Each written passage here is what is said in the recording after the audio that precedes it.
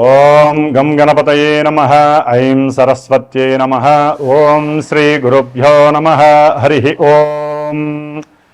ఓం జ్ఞానానందమయం దేవం నిర్మలస్ఫటికాకృతిం ఆధారం సర్వవిద్యానాం శ్రీ హయగ్రీవముపాస్మహే.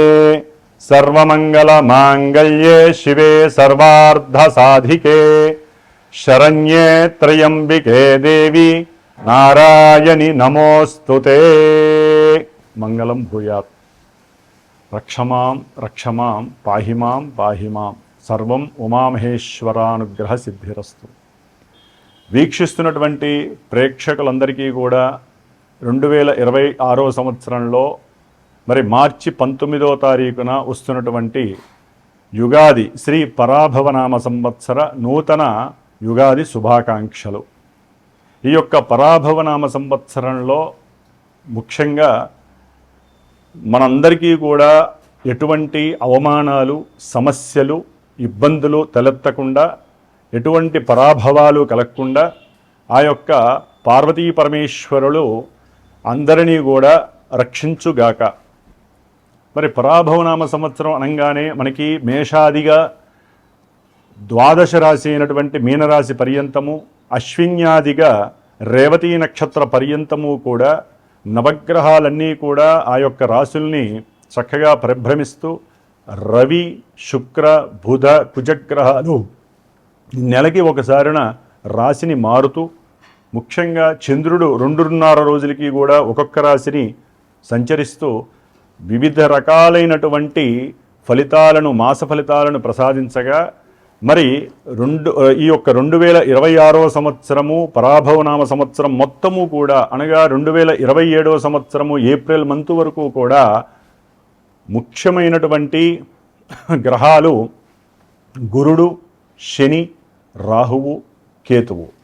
మరి ఈ యొక్క 4 గ్రహాల మీద ఈ రాశుల యొక్క ఫలితాలు, ఆ రాశుల్లో ఉన్నటువంటి నక్షత్రాల వారు, ఈ రెండూ కూడా తెలియనటువంటి వారు, నామాక్షరాలు కలిగినటువంటి వారికి ఏ ఏ విధమైనటువంటి ఫలితాలు ఉంటాయో గమనించే ముందుగా మరి యొక్క పరాభవనామ సంవత్సరంలో ముఖ్యంగా ప్రతి రాశికి కూడా శాస్త్రరీత్యా ఆదాయము, వ్యయము, రాజపూజ్యము, అవమానము ఇవి చక్కగా మనకి ఇస్తూ, వీటి ప్రకారము మనం ప్లానింగ్ చేసుకుంటూ ఈ యొక్క సంవత్సరం మొత్తం ఏ విధంగా ఆదాయాన్ని స్థిరత్వంగా ఉంచుకోవాలి, ఖర్చుల్ని ఏ విధంగా తగ్గించుకోవాలి, ఏ విధంగా మాట్లాడితే మన యొక్క గౌరవ మర్యాదలు పెరుగుతాయి, ఎవరితో జాగ్రత్తగా మాట్లాడకుండా ఉంటే మనకి అవమానాలు లేకుండా ఉంటాయి, ఇలాంటివన్నీ బ్యాలెన్స్ చేసుకుంటూ మరి మొత్తం మీద అన్ని రాశులకి కూడా చూసుకున్నట్లయితే ఆదాయము చాలా తక్కువగా ఉంది, వ్యయము ఎక్కువగా ఉంది,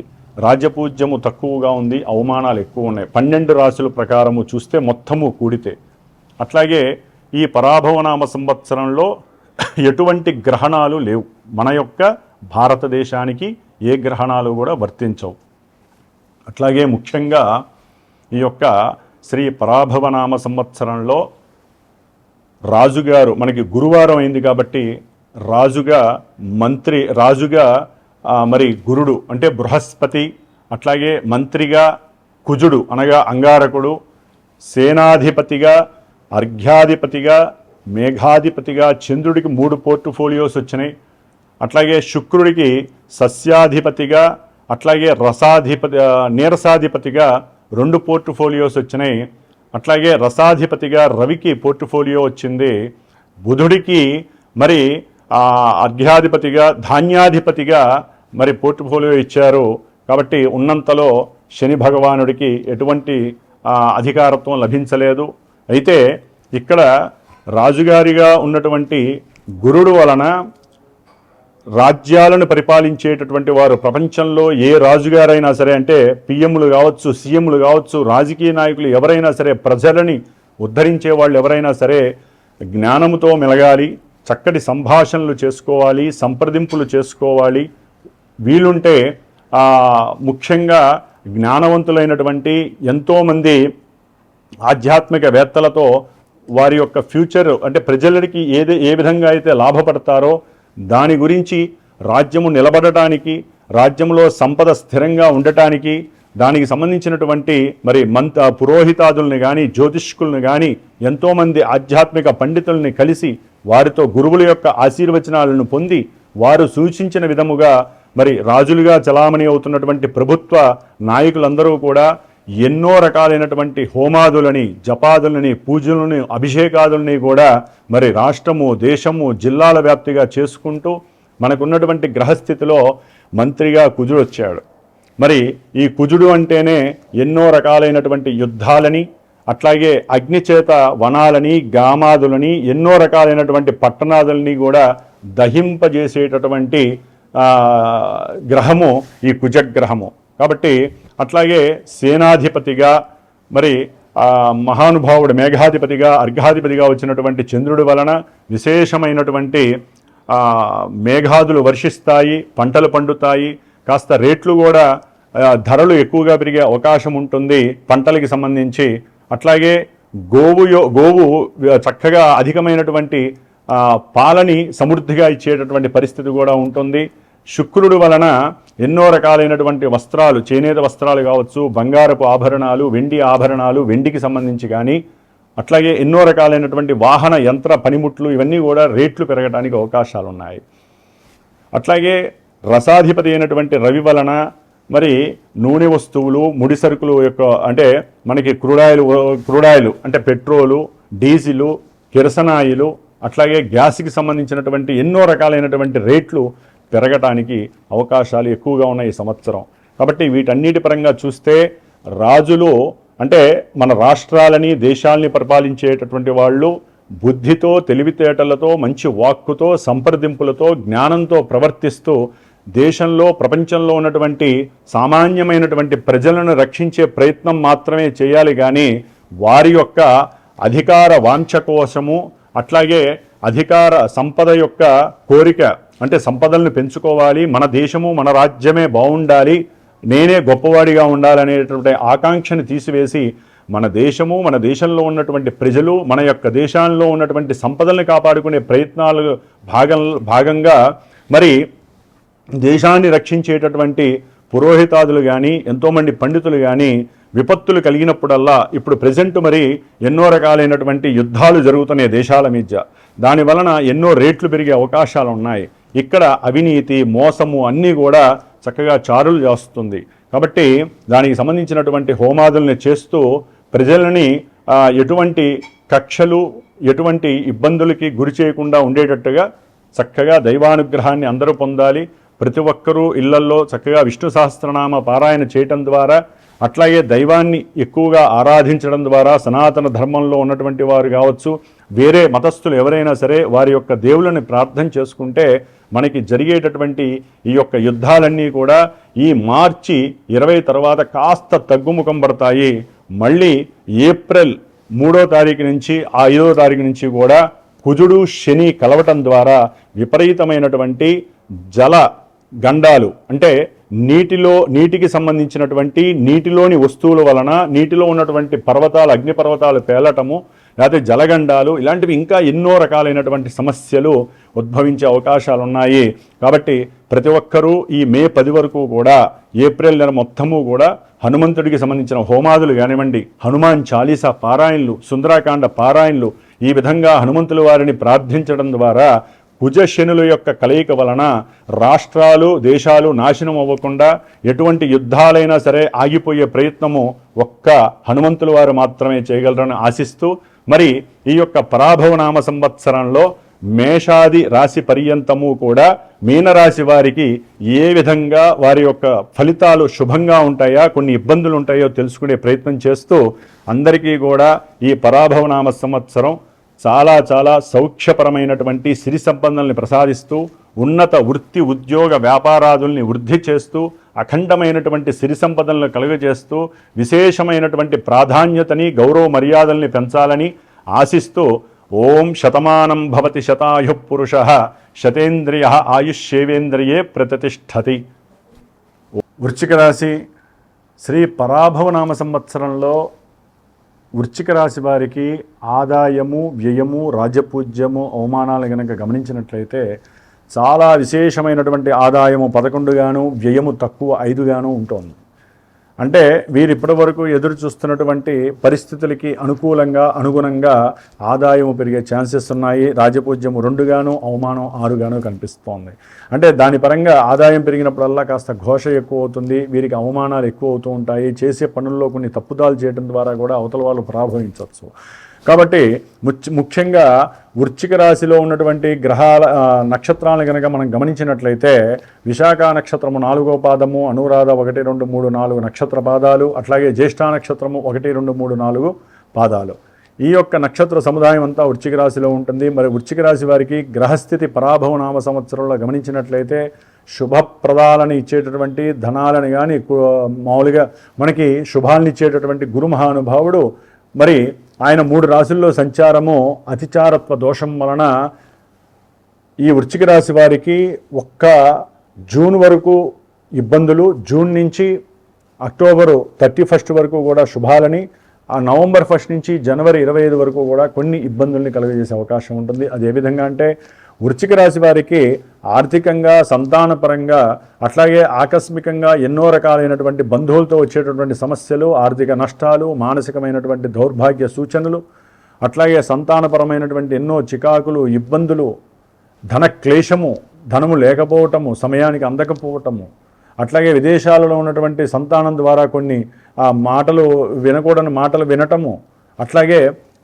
అనుకోకుండా వ్యాపారంలో వీరు అవతల వాళ్ళకి ఇచ్చేటటువంటి సూచనలు అవి రన్నింగ్లో పెట్టక వీరికి కాస్త అవమానాలు ఎదురవ్వటము, దానికి వీరు మానసికంగా కుచించుకుపోవటము, ఇట్లా మనసు మీద, ధనం మీద, కుటుంబంలో వీరి మాటకంటూ లక్ష్య పెట్టకపోవటం వలన కూడా వీరు కొంత మానసికంగా కుచితమైపోతూ ఉంటారు. దానివల్ల బాధ ఎక్కువైపోతూ ఉంటుంది. కొన్ని ప్రమాదాలు కూడా వీరికి ఇబ్బందులు పెట్టే అవకాశం ఉంటుంది. దగ్గర ప్రయాణాలు కావచ్చు, లేకపోతే బంధుమిత్రాల యొక్క క్షోభ వలన, ఘోష వలన కూడా వీరికి ప్రమాదాలు కలిగే అవకాశం ఉంటుంది. ముఖ్యంగా వీరు షేర్స్లో కానీ, స్పెక్యులేషన్స్లో కానీ దాచుకున్న సొమ్ము అకస్మాత్తుగా ఆవిరైపోయే పరిస్థితులు కూడా వృశ్చిక రాశి వారికి కనిపిస్తుంది. కాస్త బంగారము, వెండి ఇలాంటివి ఏదైనా కనుక, రత్నాదులు కానీ, ఇలాంటి లోహాలు కానీ ఉన్నట్లే కనుక వాటిని అమ్మేసుకొని కష్టాలకి తగ్గట్టుగా వారు ధనాన్ని ఆర్జించే పరిస్థితి కనుక కనిపిస్తుంది. అంటే అవన్నీ కూడా పోగొట్టుకునే పరిస్థితి కనిపిస్తుంది. అట్లాగే వీరు ఏదైనా మాట్లాడినా కూడా అది దోషభూయితంగా అవతల వ్యక్తులకి కనిపించటము, దాని ద్వారా కొన్ని న్యాయస్థానపరమైనటువంటి ఇబ్బందులు వీరు ఎదుర్కొనే పరిస్థితులు కూడా కనిపిస్తాయి. దాని ద్వారా కూడా ఆర్థిక ధన నష్టం కలిగే అవకాశం ఉంటుంది. చదువుకునేటటువంటి విద్యార్థులు అయితే కనుక వృశ్చిక రాశి వారికి మరి రాహు యొక్క స్థితి దాదాపుగా డిసెంబర్ 5 వరకు చాలా ఇబ్బందిగా ఉంటుంది. ఎందుకంటే రాహువు చతుర్థంలో ఉన్నప్పుడు విద్యపరంగా ఎన్నో ఆటంకాలను కలుగజేస్తాడు. విద్యందు ఆసక్తి ఉండదు. అట్లాగే పంచమంలో ఉన్నటువంటి శని వలన సరైనటువంటి ఏకాగ్రత లభించదు. లేనిపోని ప్రయాణాలు, ప్రమాదాలు సూచించే అవకాశం ఉంటుంది. అట్లాగే కొన్ని దుర్వ్యసనాలు కూడా వీరిని ఇబ్బంది పెట్టే అవకాశం ఉంటుంది.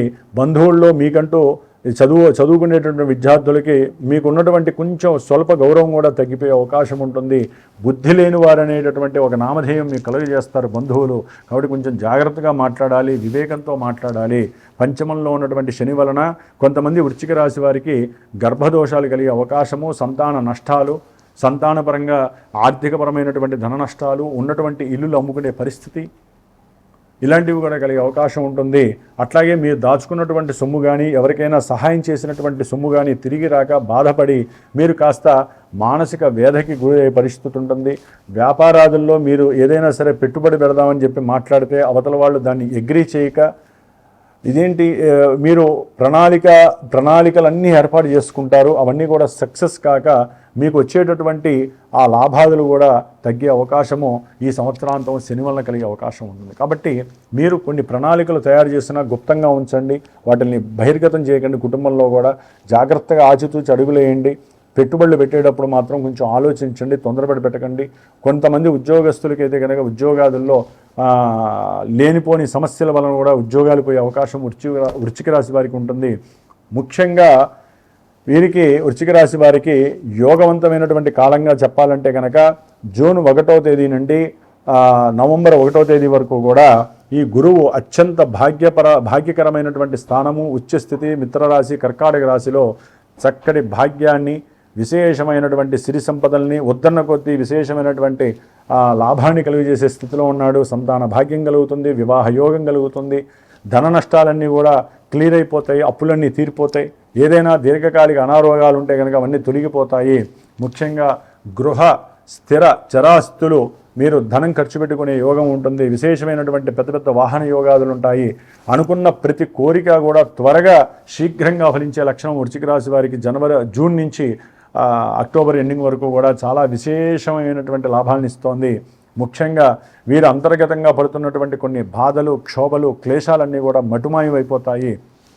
మీరు అనుకున్నటువంటి ప్రతి సంకల్పంలో కూడా గురు మహానుభావుడు వీరి యొక్క పూర్వజన్మ సుకృతం చక్కగా వాటిపైన వైబ్రేషన్ కలుగుతుంది. బంధుమిత్రాదుల్లో మీకంటూ గౌరవ మర్యాదలు పెరుగుతాయి. మీరు చేసే ఉద్యోగంలో కూడా మిమ్మల్ని తీసేద్దాం అనుకున్నప్పుడు మీరు చేసినటువంటి ఆ యొక్క శ్రమని గుర్తుపెట్టుకునే అవతల వాళ్ళు మిమ్మల్ని ప్రమోట్ చేయడం జరుగుతుంది, కానీ తీసివేయడం మాత్రం జరగదు. మీరు భయపడినంత ఏమీ జరగకపోవచ్చు వృశ్చిక రాశి వారికి. తదుపరి ఈ యొక్క వృశ్చిక రాశి వారికి ఈ యొక్క గురు మహానుభావుడు నవంబర్ 1 నుంచి జనవరి 15, 20 వరకు కూడా దశమ భావంలోకి వచ్చినప్పుడు కాస్త ప్రభుత్వ మూలకంగా ఉద్యోగపరంగా మీకు కొన్ని ఇబ్బందులు ఎదురే అవకాశం ఉంటుంది. ధన విహీనత్వం కలిగే పరిస్థితి ఉంటుంది.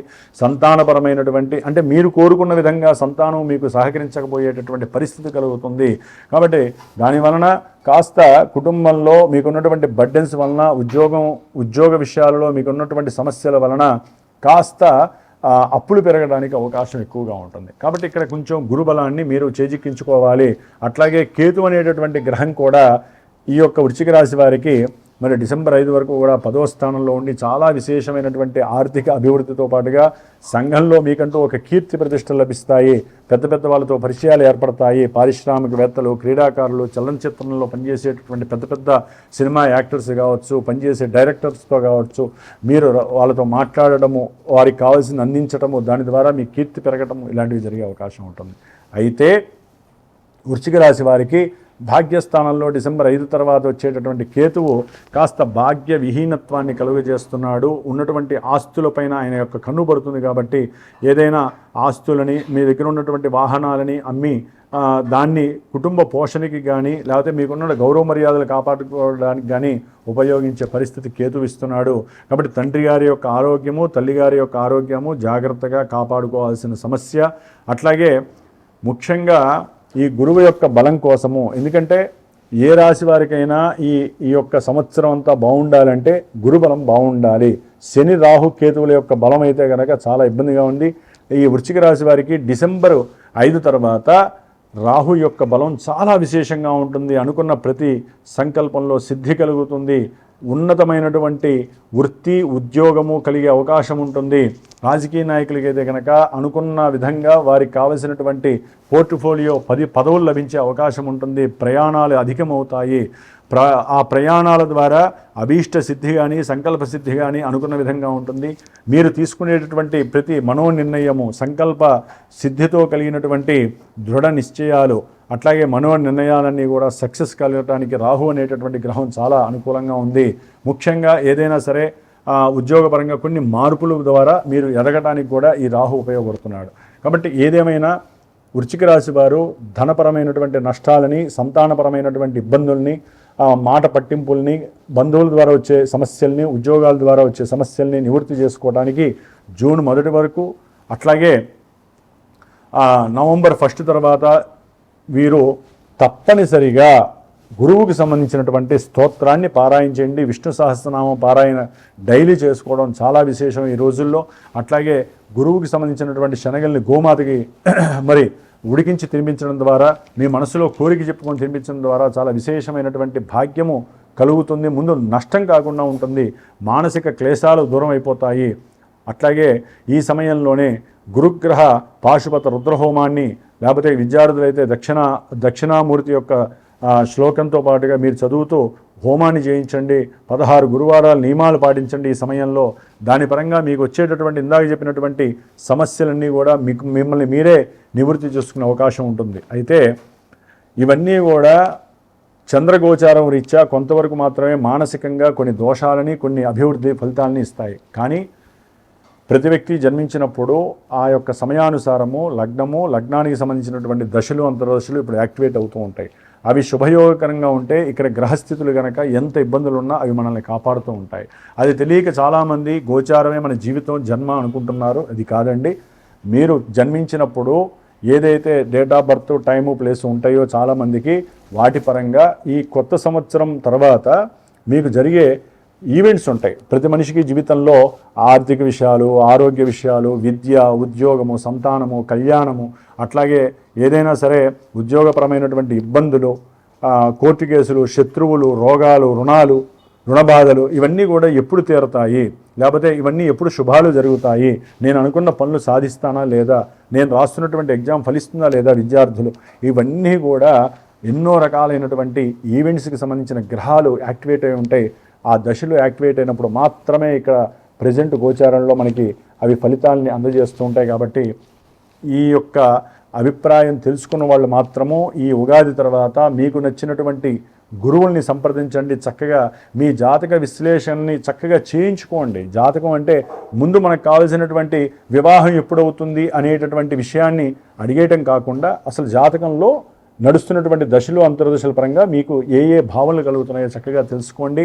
ముఖ్యంగా ఇవన్నీ లేనటువంటి వాళ్ళు ఎవరైనా సరే ముఖ్యంగా మీరు ఏ సమయంలో అయితే గురువుతో మాట్లాడతారో మీ డేట్ ఆఫ్ బర్త్ లేని వాళ్ళు ప్రశ్న జ్యోతిష్యాన్ని ఆచరించండి. మీకు ఉన్నటువంటి కోరికని కానీ ఇబ్బందులను కానీ అడిగినప్పుడు ఆ గురువు ఒక జాతక చక్రాన్ని చక్కగా ప్రిపేర్ చేసినప్పుడు ఆ లగ్నం ఉంటుంది. ఆ లగ్నానుసారంగా మీరు అడిగినటువంటి ఆ యొక్క ప్రశ్న అనేటటువంటిది జాతకంలో సుస్పష్టంగా కనిపిస్తూ ఉంటుంది. దాన్ని బట్టి మాత్రమే మీకు జరుగుతుందా లేదా అనేది ప్రశ్న జ్యోతిష్యం చాలా వివరంగా తెలియజేస్తుంది. ఏదేమైనప్పటికీ వృశ్చిక రాశి వారికి గురుగ్రహ అనుగ్రహం కలగాలంటే దత్తాత్రేయుడు లేదా గురువు యొక్క నామస్మరణ, గురువుల్ని ఆరాధించటం, గురువులకి ఏదన్నా దానం చేయటం, లేకపోతే గోమాతని పూజించటం, ఇలాంటివన్నీ కూడా విశేషమైనటువంటి భాగ్యాలను ఇస్తాయి. ఏదేమైనా ఈ సంవత్సరం అంతా శని అనుకూలంగా లేడు కాబట్టి మీరు కొన్ని క్లేశాలని నష్టాలని నివృత్తి చేసుకోవడానికి హనుమాన్ చాలీసా పారాయణ చేయండి, విష్ణు సహస్రనామ పారాయణ చేయండి నిత్యము కూడా. రాహుకేతువులు రాహు అయితే కనుక డిసెంబర్ వరకు బాలేదు కాబట్టి ఆయన యొక్క అనుగ్రహం కోసం విద్యార్థులు కానీ, రియల్ ఎస్టేట్ బిజినెస్లు కానీ, వ్యాపారస్తులు కానీ, ఉద్యోగంలో సమస్యలు వేరే వాళ్ళకి ఉద్యోగాలు వెళ్ళిపోతున్న వాళ్ళు కానీ, తల్లి యొక్క అనారోగ్యం పడుతున్న వాళ్ళు కానీ రాహుకి సంబంధించినటువంటి అధిష్టాన దేవత దుర్గాదేవికి సప్తశతి చండీ పారాయణ చేయించండి, హోమం చేయించండి. అట్లాగే ఏదైనా సరే సమస్యల నివృత్తికి రాహుగ్రహ హోమము, జపము, దానము చేయండి. మీకు అంతా శుభమే కలుగుతుంది.